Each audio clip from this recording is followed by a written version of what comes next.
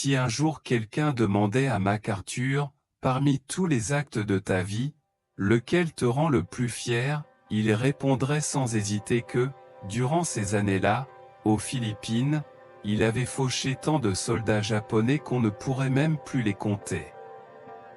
Ce fut la bataille qui lui permit de laver l'humiliation passée et de monter au sommet de sa légende, et ce fut aussi l'une des plus meurtrières pour l'armée japonaise durant toute la guerre du Pacifique. À partir de ce jour, le monde ne parla plus du Mac qui s'enfuit, mais d'un général américain invaincu, un héros montant au zénith, Douglas MacArthur, en 1945. Après 3 longues années d'absence, MacArthur revint enfin aux Philippines. À peine arrivé, il fit installer une radio et s'adressa au monde entier. La voix tremblante d'émotion, il déclara dans le micro, « Peuple des Philippines. Je suis revenu. » Après la bataille de la baie de Leyte, le Japon venait de dire son dernier sayonara à sa propre marine. Pour un pays entouré par la mer, cela ne signifiait qu'une chose, privé de toute défense, il ne pouvait plus que subir.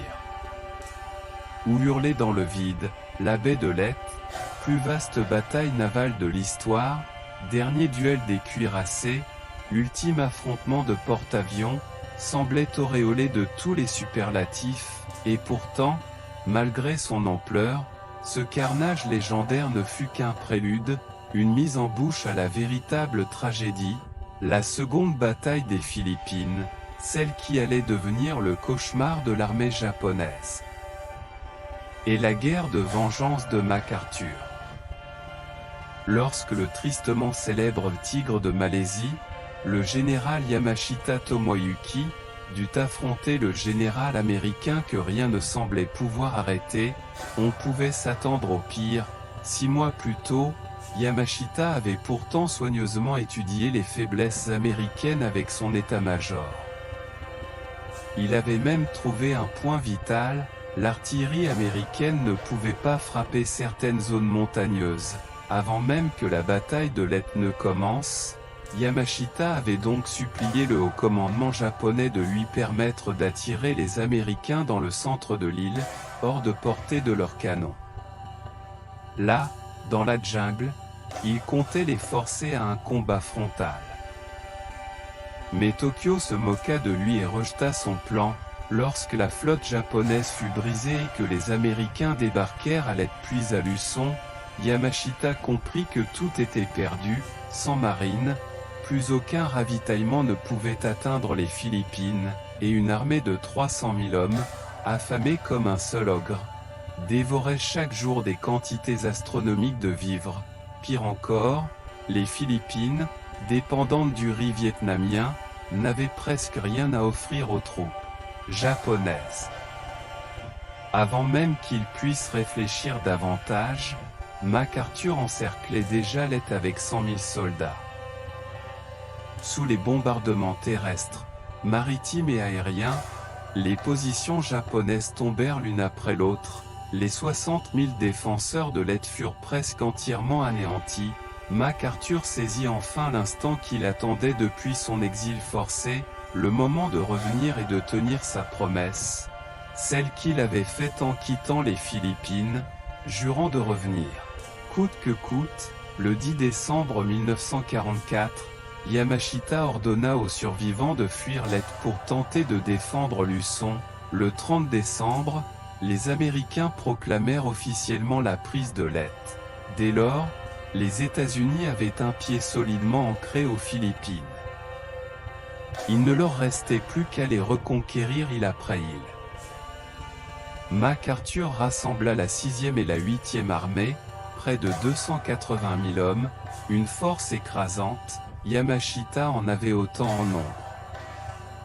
Mais ses soldats manquaient d'armes anti-chars, d'avions, et même d'espoir. Il répartit néanmoins ses troupes en 3 groupes autour de Luçon, espérant ralentir l'ennemi. Dès décembre 1944, les bombardements américains pilonnèrent l'île sans répit. Le 9 janvier 1945, Protégés par 88 navires de transport, 233 navires de guerre et plus de 1000 avions, les Américains débarquèrent sur 20 km de plage. En quelques jours, 180 000 d'entre eux avaient mis pied à terre, le 23 février. Mani tombait, Yamashita, avec 100 000 rescapés à peine, se retira dans les montagnes pour mener une guérilla désespérée. La bataille des Philippines fut l'opération de débarquement la plus vaste et la plus sanglante de toute la guerre du Pacifique. Des 300 000 soldats japonais présents, moins de 70 000 survécurent pour se rendre.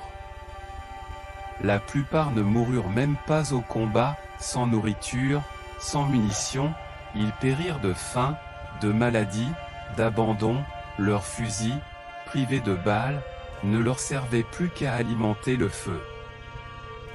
Hantés par la faim, certains en vinrent même à se dévorer entre eux.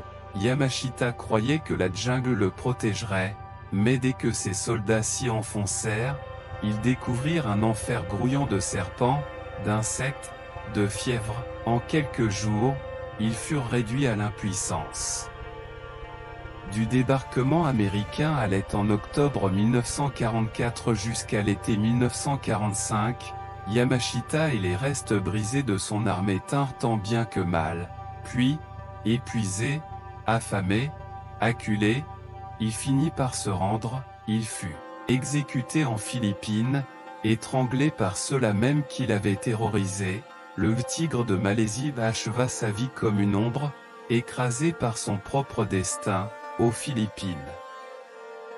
La marine japonaise avait été balayée, l'armée de terre décimée, la voie était désormais libre pour la terrible et tant annoncée destruction de Tokyo, mais avant d'atteindre la capitale, les bombardiers américains devaient encore briser le dernier rempart, l'île d'Iwo Jima, bien que les B-29 puissent désormais atteindre facilement le Japon, Iwo Jima demeurait une épine dans leur chair. À chaque mission, les chasseurs japonais de l'île interceptaient les bombardiers, parfois même, ils s'envolaient jusqu'à ses pans pour frapper les bases américaines. Les escortes américaines, elles, n'avaient pas l'autonomie nécessaire pour les couvrir jusqu'au bout, c'était intenable.